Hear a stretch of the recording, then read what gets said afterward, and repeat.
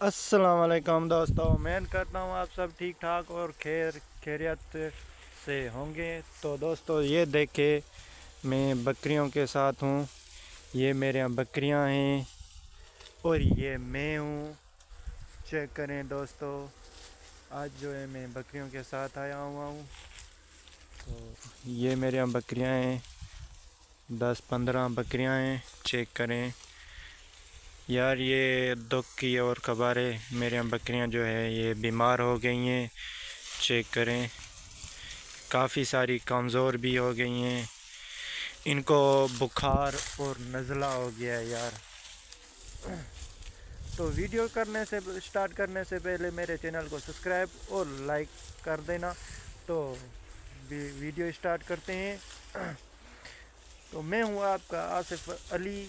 तो मेरा YouTube channel देख रहे हैं देहाती लड़का, तो मेरे चैनल को सब्सक्राइब जल्दी से जल्दी कर रहे हैं। तो ये चेक करें मेरी प्यारी प्यारी बकरियां, ये चेक करें, ये देखो कमांद है गन्ने की फसल, उसमें जो है मैंने छोड़ी हुई हैं बकरियां अपनी।